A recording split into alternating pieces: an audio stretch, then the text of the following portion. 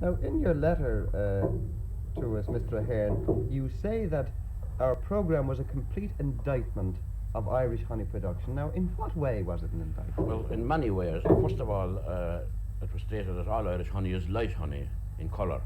It isn't actually. There's quite a lot of honey coming in many years now that is quite dark in colour, naturally dark coming from the combs. First of all, go back to this year alone now, with quite an early crop of hawthorn, sycamore, all dark honey. And that honey hasn't been heated. It was inferred in the programme that dark honey is heated. What the man was doing when he held up the 2 jars of honey was showing 2 lots of Irish honey, one of which he had inadvertently overheated, and the other one which had been heated to the right temperature, so that he wasn't saying that all Irish honey is dark or all dark Irish honey is bad honey. So that this really wasn't an indictment or a misstatement. Now, if you do cook honey, light honey, if you boil it, well, you certainly will darken it. The good beekeeper, of course, knows how to cook honey. He cooks it in the combs. But since he went on and explained that dark honey could be good honey, how could you say in your letter then that these were blatant inaccuracies? I mean, well, I wouldn't consider that a blatant inaccuracy. Well, he said that all dark honey was heated. That's what he inferred and that's what he said. But that's what you inferred. That's what I inferred, anyhow. It's not what he said. Yes. I immediately got the impression from the programme that dark honey was honey that had been cooked. That even he implied that it wasn't bad honey. That depends how far you cook it. You can cook honey to 112, such as they do in Mexico. All honey is heated to 112 and then shipped to Western Germany, where the biggest buyers of honey in the world. But assuming now, and I think you accept from me now, that he did in fact go on to explain that not all dark honey was bad honey, how could the programme have done, as you say in this letter, immense harm to the Irish beekeeping organisation? Well, it was implied in the programme that there was no organisation for beekeeping. There is a very big, active organisation. We have 29 local associations operating throughout the 26 counties.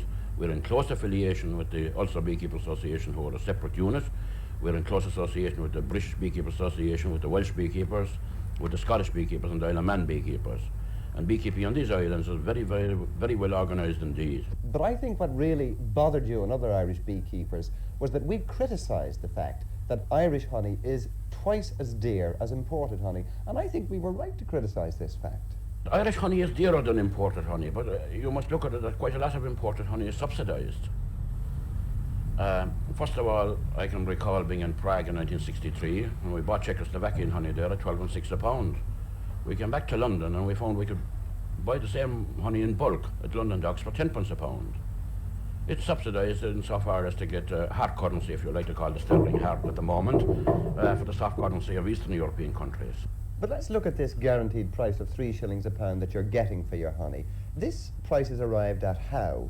It was arrived at in consultation. First of all, there was no fixed price for run honey for a number of years, and in conjunction with the Boyne Valley Honey Company, it was agreed between the Federation and the Boyne Valley Honey Company that there would be a fixed price for honey.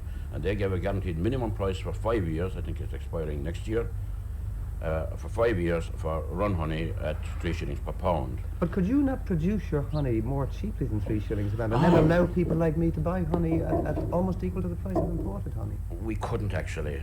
Here is your problem, that to set up an ordinary colony of bees costs you on the average of £20 with hive equipment and all the rest. If you look back on our average production, the figures we've taken in our recent survey, you will find that our average production is, well, some people will tell you, oh, they get £100 from a colony. Our average production is much nearer to 40. So really what you're saying is that you're not as efficient as beekeepers in other countries? We haven't, we have the weather. The weather is as good now as it was perhaps 20 or 30 years ago. There's no difference in weather over the years. You get the average good year, you get the year that's a little better, a year that's a little worse. But what is upsetting beekeeping is the change in farming methods. You no longer have all the wild flowers. You have a lot of insecticides used. You have a lot of nitrogen used. Any of that thing isn't helping honey production. White clover is no longer yielding the big amounts of nectar that it did. And we're no longer dependent on white clover as a honey producing plant.